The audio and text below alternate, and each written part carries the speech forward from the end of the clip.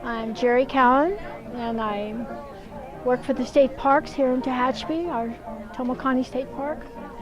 And I'm pounding acorn very much like the people did in the early days. These are a little harder. They're a 2-year-old acorn, so it's taking me a little longer. But they would use a much larger pestle and usually bedrock. This is a portable that I use, and this is the pestle that I'm using. And they were given to my father-in-law by Native Americans here in the valley, and he passed them on to me when he was getting older. So I worked with the museum for years, and I work with the state parks now. So these are valley oak that I'm using. They're a good general all-around acorn.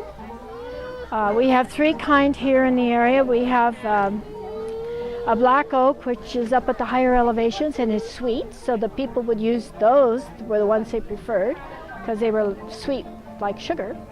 And then we have the live oak, which is a long, thin acorn, and it's very oily.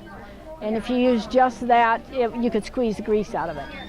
So the people knew what they wanted, and they would mix the acorn and blend what they wanted that made their family happy. And they would have at least 1 meal a day of acorn masa. It would be cooked in a basket with hot rocks and cooked with water. And they might put berries or something in it for them if the berries were in season.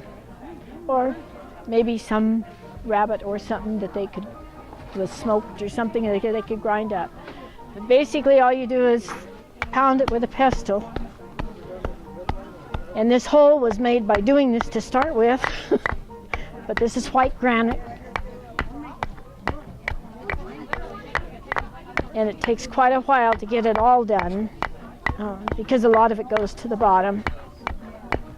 And the pestles, this is a portable that they would carry if they were traveling to the areas. This is the moss, and you can see there's still some big pieces. It has tannic acid in it. These are 2 years old, so the tannic acid is very minimal. And but if you tasted it, it'd be slightly bitter. So the way I do it at home, and I cheat, is with a blender and hot water. Because I do cook with masa. During the winter I make a lot of muffins and cookies and cakes for the holidays for people that like the acorn muffins. And they're very nutritious, very nutritious. So you can survive on acorn alone if you didn't have anything else. That builds up a strong forearm. Did the Indians have to do that? I mean, the ladies did this every single day. I don't think we have the pictures with us, but where the living site is, where the park is, there is a whole shelf of bedrock mortars. Some of them have been covered up with dirt through the years, but there's, I think they said 800 they uncovered. And so the ladies would fix the acorn masa for the men, and they also ate a lot of rabbit.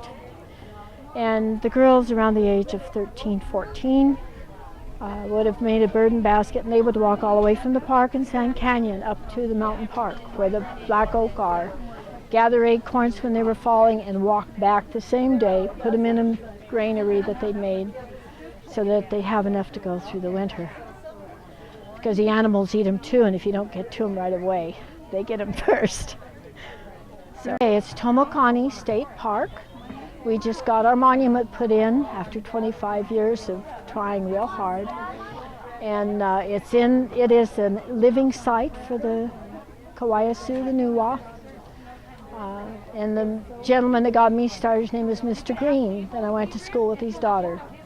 And she and I really enjoyed the same things, and we always talked about different things having to do with her culture as well as mine. So it got me interested, and when we had a chance to get the property, Mr. Green helped very much on that. Get the property and set aside one of the last, it would have been the old world living spot. It had connies, there are nothing left now. There was springs that ran year-round and a creek that ran year-round there. And they were in amongst many of the things that they ate. Lots of nettles even, lots of juniper berries, all kinds of things grow in the state park area where the people lived for many, many years. Do you work at the park? Yeah, I don't do too much now because I've had back surgery. I can't walk that far now. But I've done tours ever since the park opened. Yeah, it's beautiful. We start the 22nd, I think, of September. You get in touch with the museum across the street. That's where you'll meet to go out. It's approximately a 3-mile round trip, moderately strenuous. Definitely water, sunscreen, and stuff. A light backpack would do well.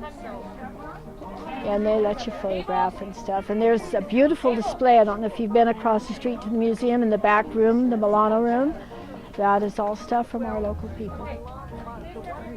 I went to school with a lot of them, and there's been a lot of them here today too. So they all kind of look like the rest of us. We all blend in together, modernized. But their culture was very, very unique and very nice. And they would have rabbit surrounds and used rabbit a lot because they go out in the desert to get them as well. So it's a lot of interesting things for the Nuwa people.